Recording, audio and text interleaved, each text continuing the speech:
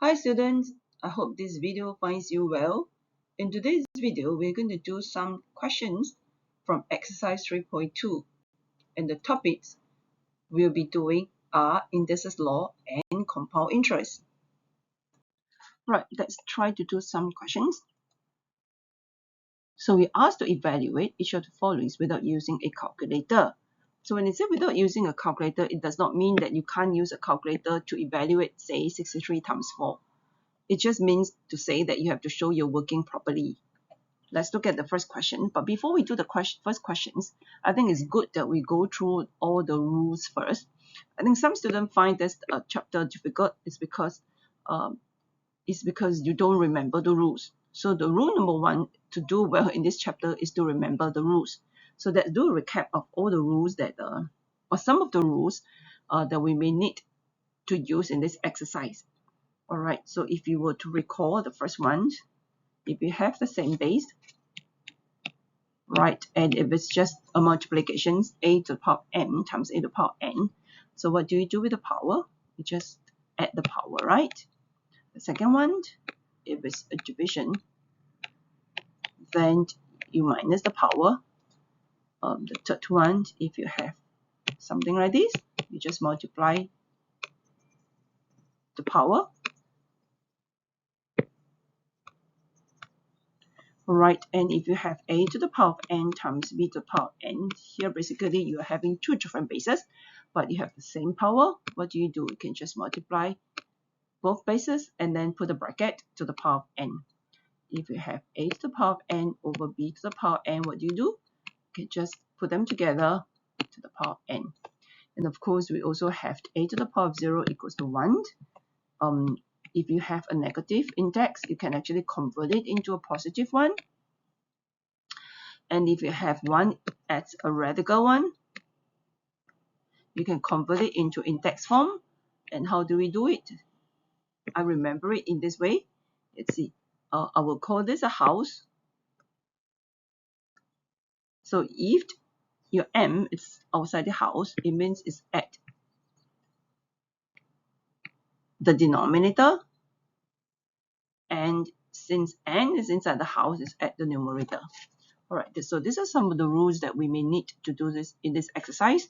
And of course, some of the rules will require some conditions to be fulfilled, such as like in this case here, your b has to be more than 0. And in some cases, your a and b can be real numbers, so on and so forth. All right, let's look at question number 1. All right, so this is relatively easy. Right, so we'll be using this rule here. Where is it? Oh, a to the power of 0 is 1. This one. Right, so from here, you can just simply simplify it to a times 1, then just gives you a, right? But if you do not know a to the power of 0 is 1, then you will not be able to solve the questions. So this is what I mean by it's important to remember the rules. Let's look at the second one. Yes. So there are two ways to do this question, right? The first one is to convert it. All right, you can just convert it into a positive index because what you're given is a negative index. So if you convert it into positive index, it will be 1 over bracket 5 over 3 to the power of 1. And of course, 5 over 3 to the power of 1 will just be 5 over 3. So it means it's 1 divided by 5 over 3. And you change your division sign to multiplication, it means 1 times 3 over 5. And that gives you 3/5. So this is one way of doing it. Right. Another way of doing it is to convert it. That means we will be using which rule first? Using this guy here. Right. So that will give us 5 to the power of negative 1 over 3 to the power of negative 1. And then I'm going to just change this to a positive index, which is 1 over 5 to the power of 1. Divide by change this guy to a positive index. It will be 1 over 3 to the power of 1. And of course, 5 to the power 1 will just be 5. Change your division to times. You'll get 3 over 1. You get 3/5. And you get the same answer as what we have done earlier. All right, so you have done enough of these questions. Then you'll see that that is actually a shortcut. It's not exactly a shortcut, but it's just a realization of how you can actually convert a negative index or positive index. And what do I mean by saying that? If you have, let's say, a over b to the power of negative n, right, and if you want to change it to the positive index, all you need to do is just to flip the fraction a over b to become b over a, and then your negative index will just become a positive index. All right, okay, let's look at the next question. Right, so for the next questions, if you look at this guy here, look at this term here, then suddenly I would have to apply this rule, right? So that will give us 7 to the power of 2 times negative 2, that gives us negative 4.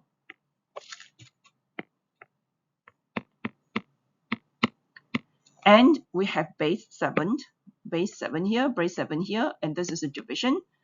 So we will be applying this rule. So that will give us 7 to the power of negative 4 minus bracket negative 4. All right. So you have to be careful because that is a negative. That's a negative here. So you would need to bracket it. So that will give us 7 to the power of negative 4 plus 4, and that gives us 7 to the power of 0. And 7 to the power of 0 will give us 1. All right. So this is some very basic questions, but it's important that the harder questions are built on basic questions. So you need to get the basic correct, and then you have more confidence to manage the harder ones. Right, let's look at the next questions. So in these questions here, you're given the questions in radical form. All right, the radical form, and then we are asked to find the answer without using a calculator. What it means is that you're not supposed to just plug this value into the calculator and give me one answer 2/3. All right, so if you do that, that means you're not answering to the question asked. You're not satisfying the conditions of the questions. Okay, so we need to show the working. Right, there's several ways of doing it. One way is to actually break down your 14 into 2 times 2 times 2 times 2. Break down your 81 into 3 times 3 times 3 times 3. So here you can actually use a calculator to help you, because 2 to the power of 4 will give you 16, 3 to the power of 4 gives you 81. And this will give us bracket 2/3 to the power of 4, right? And here we can actually convert it into index notation. That will be bracket 2/3. The denominator will be 4, the number outside the radical sign, and the numerator will be the one that's inside the radical sign 4. So 4 divided by 4 gives you 1. So 2/3 to the power of 1 will be 2/3.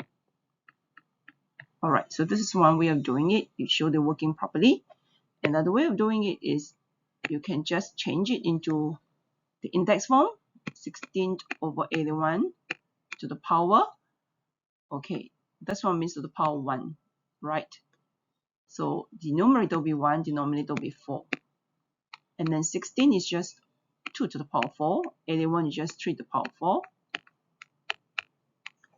And we can just apply this rule here.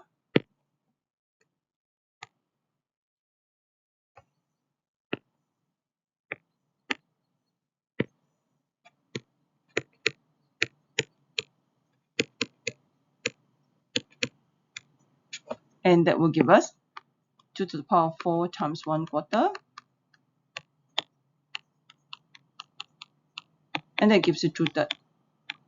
Right, so you just choose which way you are comfortable with. Let's look at the next question. Right, the next questions may seems to be a bit easy, but however, it appeared to be easy, but it may not be that easy when you work it out, because there's a negative sign there. Right, so anything with a negative sign, you have to be a bit more careful. So negative 1000, you can actually write it as negative 10 times another negative 10 times another negative 10, right? And that gives you bracket negative 10 to the power of 3. And we can just apply this rule that we mentioned earlier on.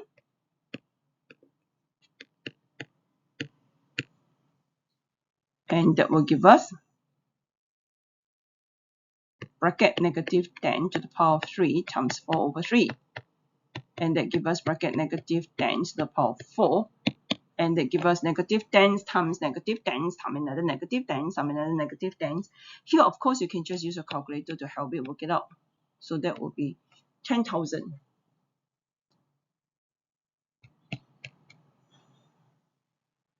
Right, I think this is the safest way to solve these questions. Right, let's look at the next one.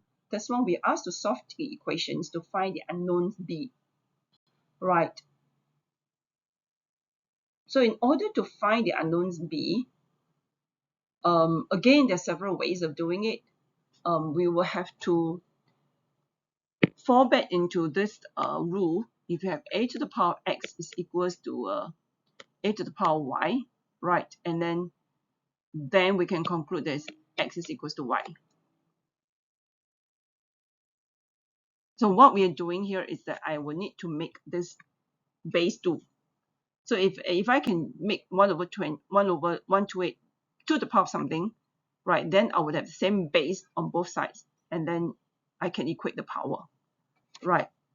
So how do we go about doing it? So again, here you can just use a calculator to help you, right? 128 will be 2 to the power of 6. Is it 6? Because 2 to the power of 4 is 16. To the power of 5 will be 32. To the power of 6 is 64. To the power of 7. Oh no, it's to the power of 7, not to the power of 6. Right, so this part here, you can just use a calculator to help you. It's just that I happen not to have a calculator with me. Alright, so here, how do I convert it into base 2? Right, so we're going to use this 1 over a to the power n. It will give you a to the power negative n. Right, so this one is having a positive index, so I can convert it into a negative index, so that will give us to the power negative 7. So here, what I'm observing is I have the same base already, so therefore the power must be the same. So therefore b is equals to negative 7.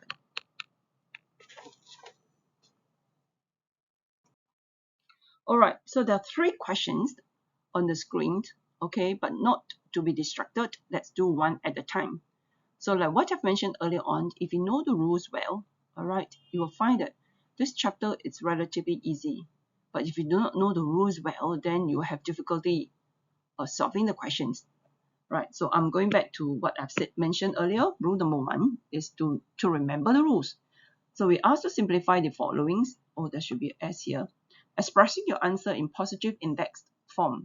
So that means if you have a negative power, you need to convert it into a positive power. All right, let's look at the first question. This one here will give us 0. Right, using a to the power of 0 equals to 1. Right, so therefore that will give us 1.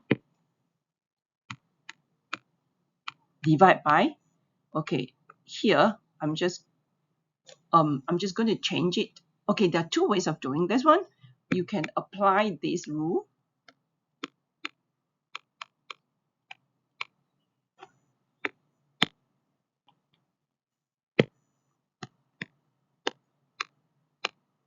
Sorry, you can apply this one, or you can apply this.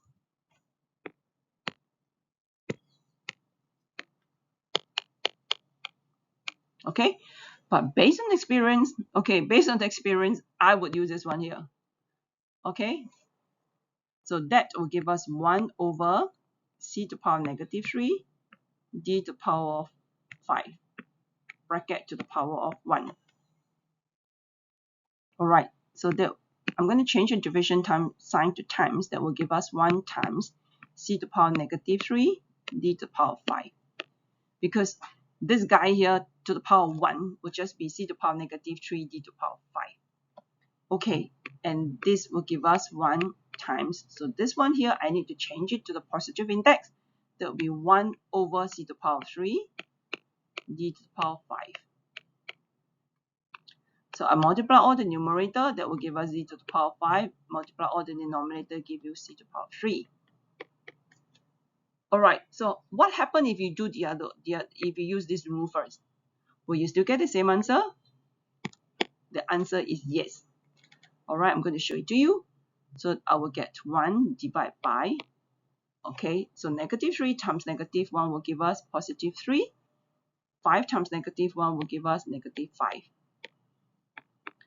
And then change your division sign to multiplication. There will be 1 times 1 over c to the power of 3 e to the power of negative 5. Okay, and then I need to change this to positive form.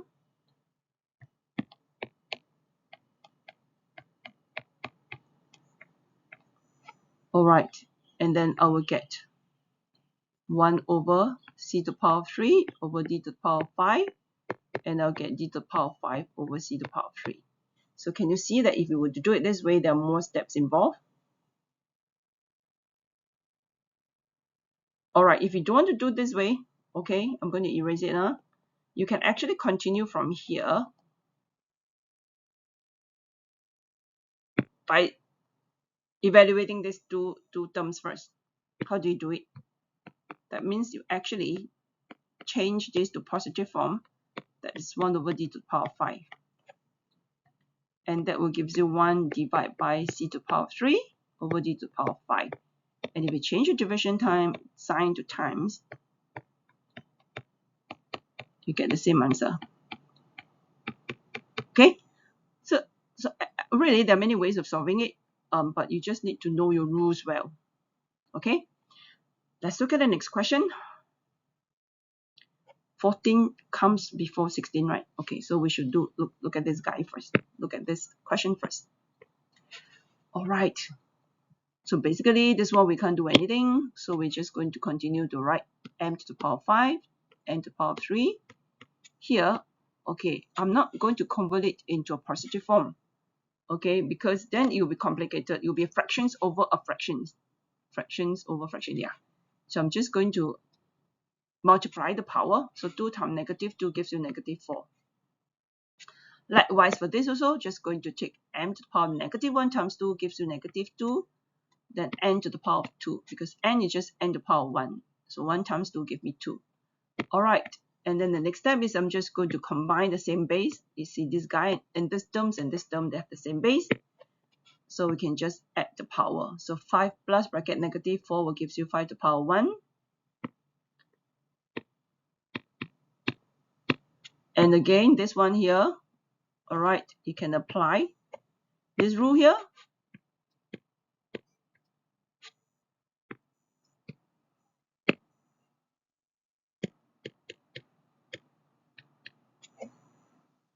Ayo, let me write it properly. We must have some standard, No, we must have some standard. We must have high standard. So m to the power 1 minus bracket negative 2. Then for this one here, it's just n to the power of 3 minus 2. So they give us that give us m to the power of 3, then n to the power 1. And n to the power 1, you can just write it as n. So that's the answer. And they're both having positive index. 3 and 1 are positive index. Alright. So again, if you know your rules well, if you know your rules at the fingertips, you will have no problem solving any questions in the chapter of indices. Alright, let's look at the next one. Let's try to make the screen colorful. So I'm going to use green color. Alright, so like what I mentioned earlier on, I really prefer to work in index form, index notation. Right, so I'm going to convert this into index form. So that will give us a to the power of 2 over 3. Okay, the one that's outside your house is at the denominator. The one that's inside the house is at the numerator. Times this one will be a to the power of 1 over 6. A means a to the power 1. So 1 over 6. Right, so we have the same base. So what do we do with the power? We just add them.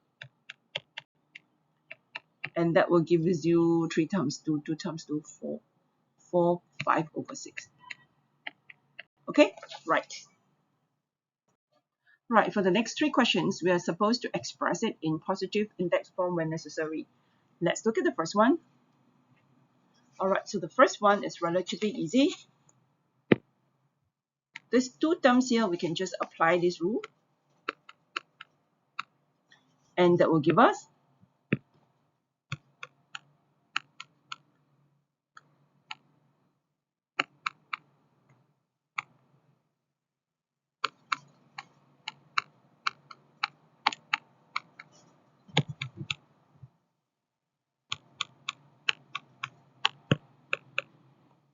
and this two term here, we can apply this one.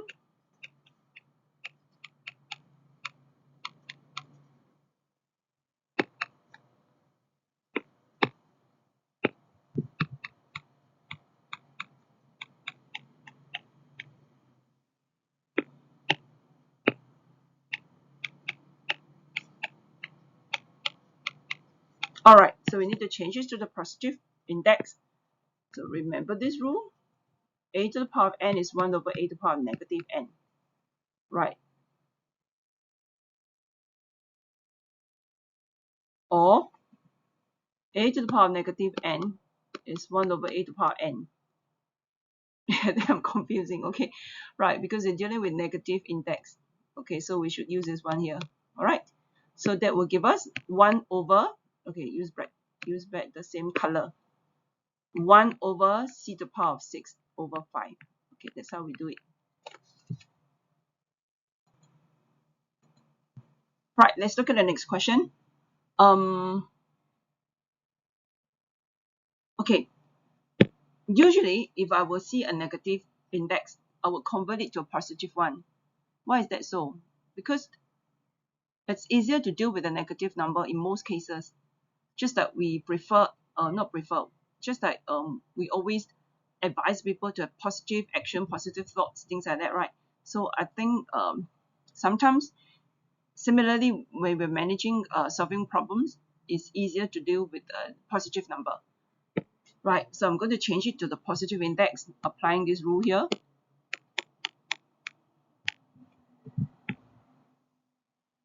So that will give me,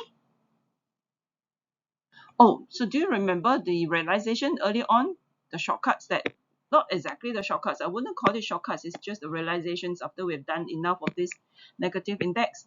Remember this one that we mentioned earlier on?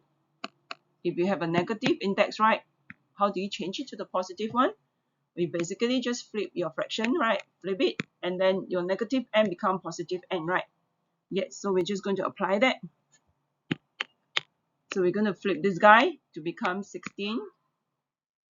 Let's make our screen more interesting. Let's use blue color. Hello, blue. Okay. Flip the fractions to become 16, x to the power of 8, y to the power of 8 over 81, x to the power of 20, and then your index become positive 1/4.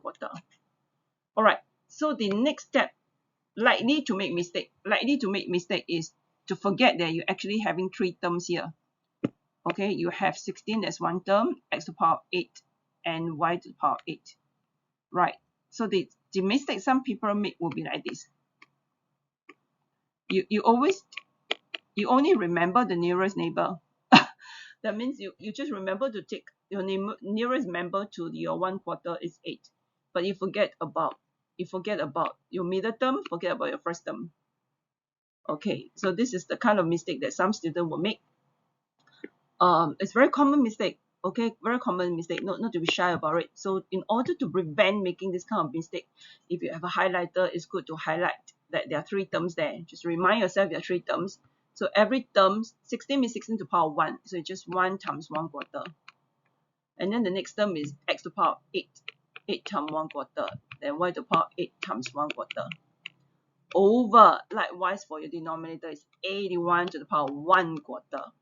Then x to the power of 20 times 1/4. Okay? So here, actually, you can use a calculator to help you evaluate. That will give you 2. 8 times 1/4 will give you x squared. That will give you y squared. Over 81 to the power of 1/4. Again, you can just use a calculator to help you evaluate. And that will give us 20 times 1/5 will be x to the power of 5. Okay. So here will give me 2/5. And then x to the power of, all right, it may sound a bit tricky here. Okay, I will try to explain it. Okay, you see, you can just take, this is same base, right? You can just take 2x to the power of 2 minus 5, and then y squared, and then x to the power of 2 minus 5 is x to the power of negative 3. So x to the power of negative 3, you still have to change it to the positive form, right? So that will give us 2/3 times 1 over x to the power of 3 times y squared, and then you get 2 over 2y squared over 3x cubed, right? So another way of doing it is instead of taking 2 minus 5, right? 2 minus 5. Okay, this one you understand, right? I'm going to erase, instead of taking 2 minus 5. Now, you look at the one with the higher power, okay? Just concentrate on these two terms, x to the power of 2 over. The one with the higher power is at the denominator. 5 is bigger than 2, right? Yeah, 5 is bigger than 2. So what you do is you just maintain the one with the highest power one, which is the denominator, stay at the denominator. And then you just pull down the guy from the numerator. Okay? But your y squared is at the numerator, so you leave it as numerator. So that will give you 2y squared over 3x to the power of 3. That's the answer. Okay? Right, the next one. Okay, this one here, I will just apply. Yeah, just apply this rule straight away.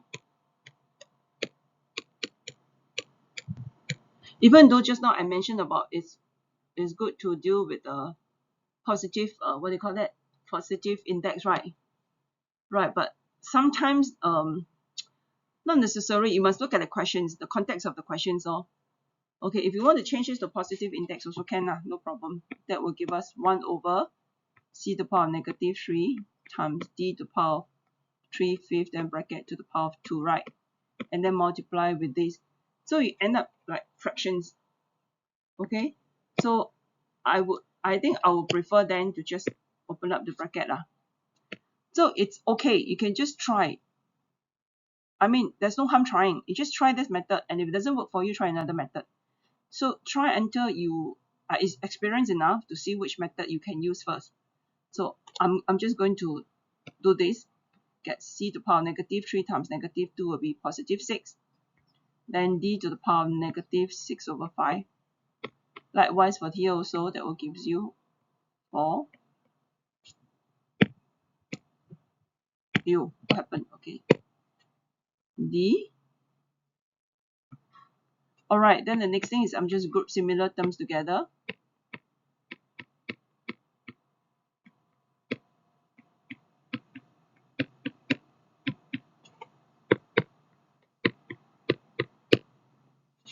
Negative.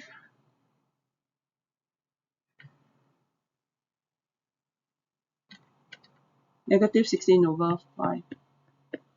Alright, so this term here, I'll have to change it to a positive form. That will be 1 over d to the power of 16 over 5. So you multiply the numerator, multiply the denominator. So that's your answer. Okay, wait. Write your base bigger. Okay, let's have some high standard, not some standard. Alright, so that's the answer.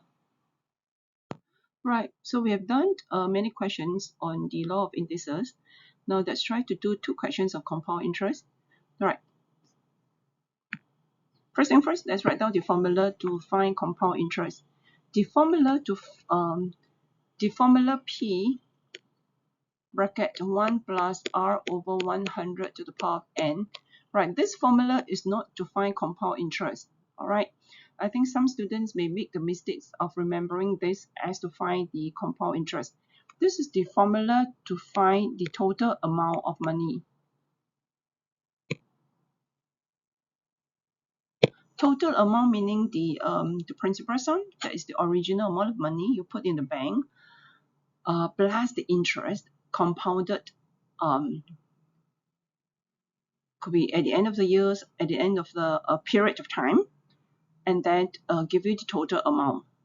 All right, so this formula, right, you really have to remember it correctly. It's a formula to find the total amount, which is the principal sum plus the compound interest. Okay, so let's look at A. Let's look at this question first, not A. So these questions, we have this Mr. Raju, he deposited 15,000 in an account that pays 5.68% compound interest per year. There's quite a lot of interest given, right? Find the total amount in the account after 6 years if the interest is compounded monthly. All right, so the key words here is all right, the key word here is okay. The bank actually, or the financial institution, we don't know what is it, doesn't matter.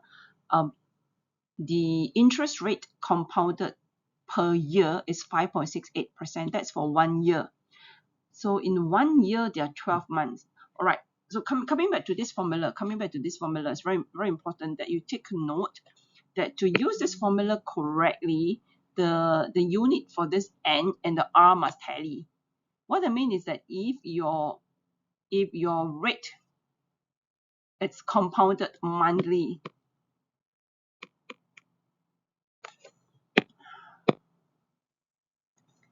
if the interest rate is compounded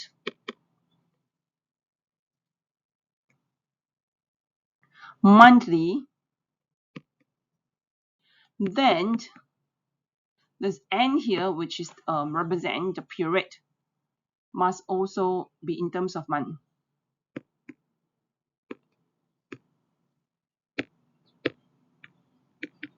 You understand what I'm saying? So if the interest rate is compounded like quarterly, then you must express the period N as quarterly. Right, okay, don't worry. Let's look at part A. All right, so part A, you ask to find the interest, the total amount. Okay, total amount, very good. So let's write down the formula. Okay, so total amount, the formula is equals to principal times 1 plus r over 100 to the power n. So the principal that we have here is 15,000. And then, okay, the rate is compounded 5.68%. 5.68% is 1 year. Per year is 1 year, right? But right now, Raju is given the interest compounded monthly. So what we need to do is we have to take in 1 month, in 1 year there are 12 months, right? So 12 months, it's equals to 5.68%. So therefore 1 month, it's 5.68 divided by 12. Okay, so usually what happens is that the bank will actually give you like the compound interest per year, per annum, the kind of thing. Then you will have to change it whether to month or to half yearly, depending on this part here. This is very important, the one that I've circled it. Okay, that one is very important. So right now what happened is that it's compounded monthly. So I have to change it to per month. So that will be 5.68 divided by 12, then divide by 100. Just so remember, we say that the unit for the interest rate must be the same as the period. So you're going to put there for 6 years. But in 6 years, how many months are there? There are 12 months in the year, right? So it will be 6 times 12 months altogether. Right? So you use a calculator to evaluate this. That will give you 15,000 bracket 1 plus 5.68 divided by 1 divided by 12 and divide by 100 again. All right, close the bracket to the power 6 times 12. Right, so that gives you 21,074. And remember, for currency, you express it to 2 decimal places, so that is 0.13. Okay, so Mr. Raju will be getting this amount, $21,074.13 at the end of 6 years, if the interest is compounded monthly. Okay, now let's see what happened. Okay, see whether if it's getting more, if the interest is compounded half yearly. So what happened? So of course the formula is still the same to calculate total amount.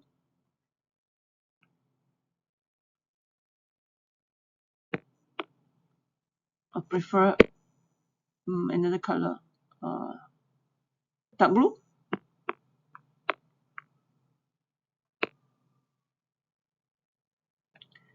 Right, so it's still 15,000.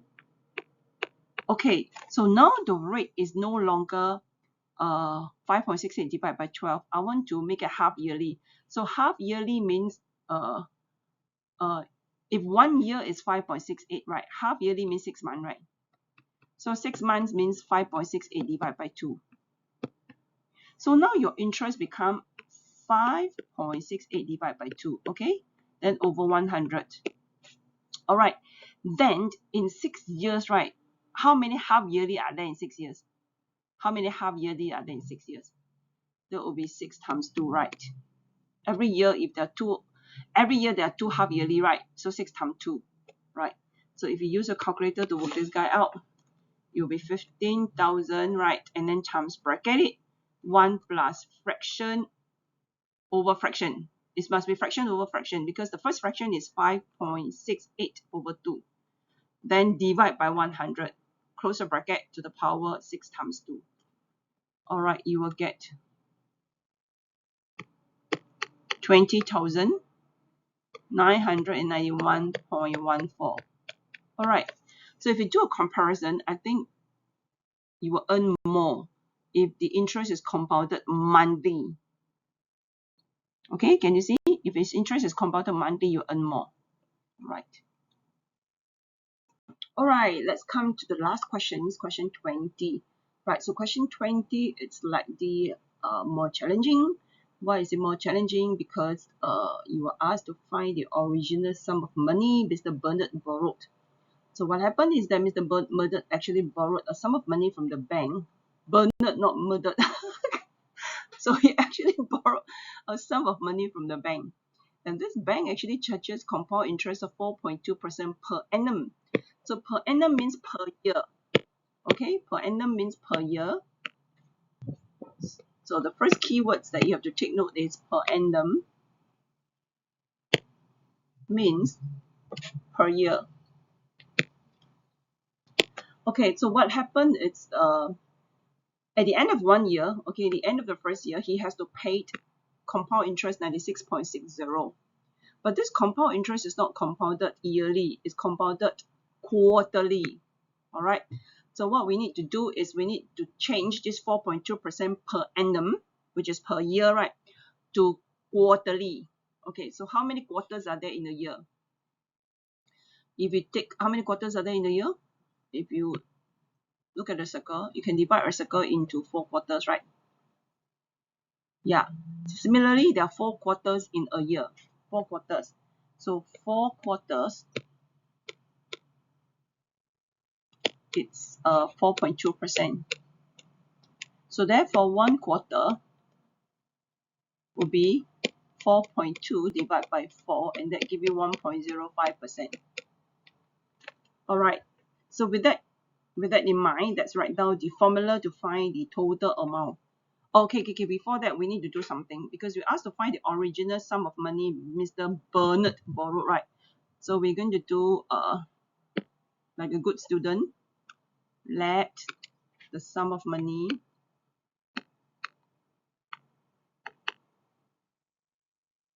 Bernard borrowed be x dot bx. Just bx will do lah. Ayo. Okay, you can let it be A, B, C or whatever, doesn't matter. All right, so let's write down the formula.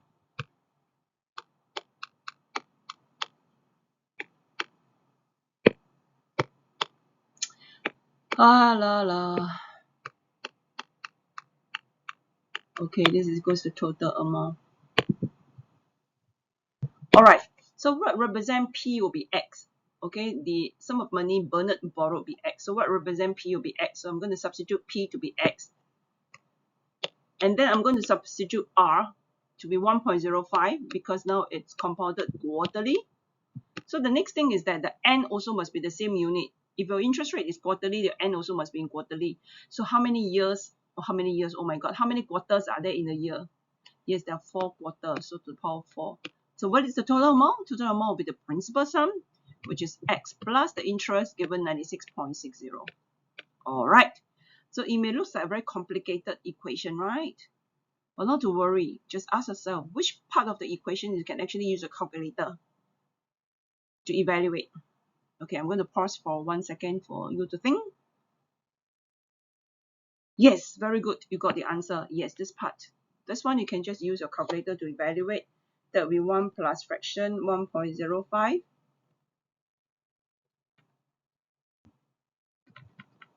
over 100 to the power of 4. So leave your answer to at least 4 significant figure, so that will be 1.04267. Oh, more than 4 significant figure that will do. It's better to have more. X equals to X plus 96.60. Right, so I'm going to take 1.04267 X minus X. Then you will have 0.04267. At least 4 significant, so 1, 2, 3, 4, yeah. Give you 96.60. Then to find X, okay, let's erase this. To find X, would be 96.60 divided by 0.04267. And that gives you 2263.888. But you're supposed to give your answer correct to the nearest dollar, so that will be 2264. So therefore, Mr. Bernard borrowed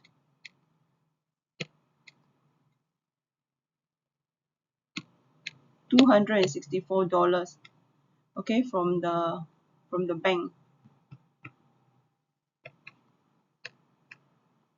All right, so that's how we solved all the questions from exercise 3B, assignment 3.2. Okay, so to summarize, okay, rule number 1 is remember your rules of indices correctly, okay, and then yeah, just try it out, try a few methods. If this method doesn't work, try another one, okay. Try until you feel the confidence that when the next time you look at the similar questions, you can just very confidently, you know, able to apply the method. And yeah, okay, so happy solving.